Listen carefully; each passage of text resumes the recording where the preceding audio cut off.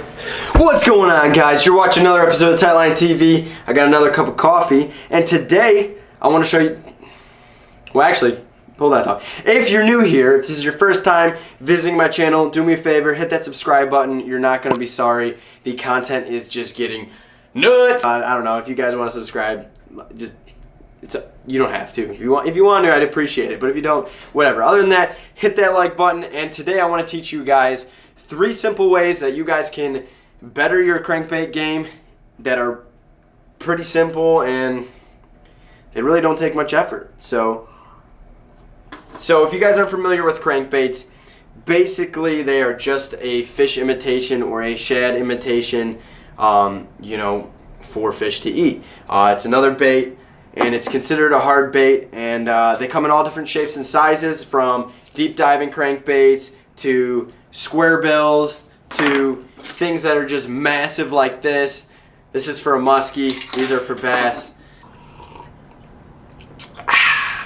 Anyways, right off the bat, the first tip that I think is really important that you guys should know, that's going to, better make you hammer that crankbait game, is going to be the line that you use. So if you guys don't know, you should know, because every crankbait has these. But if you don't know, every crankbait is designed to dive a specific depth. Crankbaits with a bigger bill are going to go deeper. Crankbaits with a smaller bill are usually shallower crankbaits. How do you know if your crankbait is reaching that exact depth? Like, is it, it says it's going 6 foot. Is it really going 6 foot? I don't know.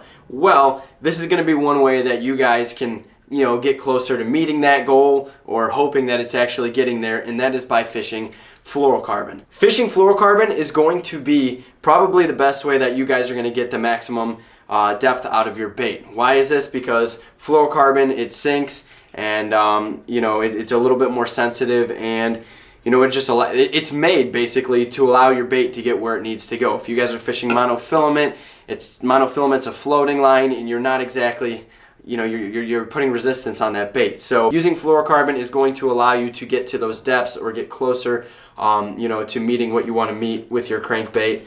And yeah. So the second way you guys can better your crankbait game is by tuning your crankbait. So all you're going to need for this is literally a pair of needle nose pliers. So most people think you can just grab a crankbait, pull it out of the package, cast it, fish it, and you're good to go. And usually you can. But if you guys have ever had this problem, I come across it a lot. If you guys heavily fish crankbaits, you're definitely going to know this. Is sometimes you'll get a crankbait. I'm going to grab one without a rattle. Something that's a little... But sometimes you'll get a crankbait, and you'll be fishing it, and it won't, swim straight down. It won't go to that depth. It won't just fish smoothly. You'll be reeling it, and it'll be like spiraling. Sometimes it'll be too far to the left, too far to the right, and it just gets frustrating, and it takes away from the action in your bait and things like that. So how do we fix this? It's probably the oldest trick in the book, but I'm going to show you guys anyways. And I actually grabbed a giant musky crankbait just so I could show you guys this a little bit more up close and personal. A lot of the times what happens when your crankbait's swimming all quirky, it's because this little ring right here is tweaked with. Sometimes it'll be bent too far to the right, too far to the left. It'll be twisted, or or sometimes it's perfect and it needs to be tweaked. So all you're going to do for this is you're going to take your needle nose pliers, and you're literally just going to grab them, and you're going to tweak that ring. And this is something that you have to figure out. You're not going to be able to just tweak it, cast, and good to go. You're going to have to tweak it, cast it out there, reel it in, and you're basically just going to make adjustments and until it swims perfect. Sometimes, out of the box, they are just not good. Sometimes they're perfect. What I like to do when I buy my crankbaits is I have a pool, so right off the bat, like when I buy them, I always tie them up, I cast them, make sure they're swimming right, because that just, causes less problems and gives you more time to fish.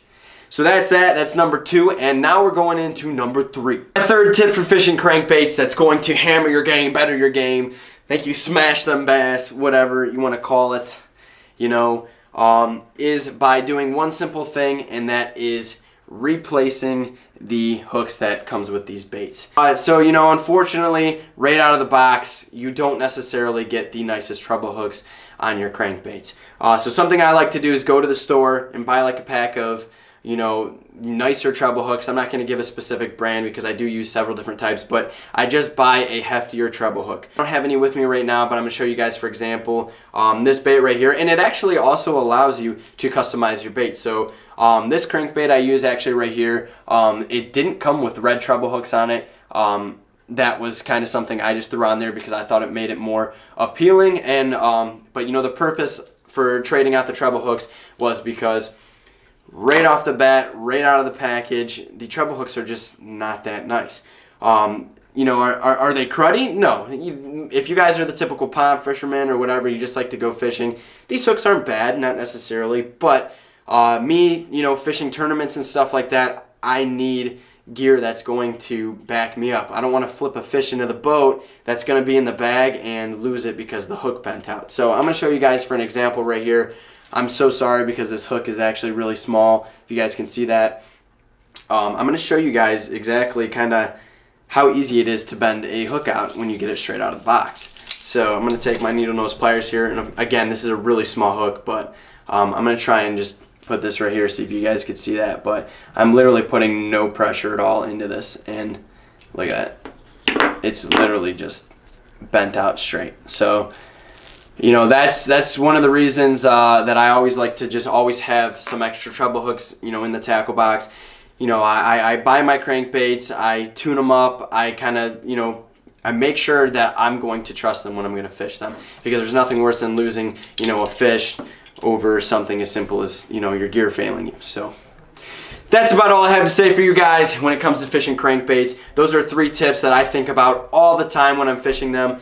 You know, it has helped me out. It really makes all the difference just to be fishing the right line, to have that bait tuned in perfectly, and to have good treble hooks on there.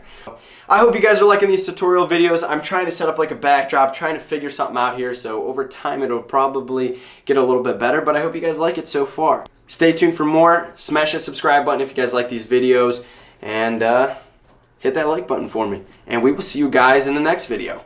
Peace out. I try to do some kind of like thing with my, I'll just walk off.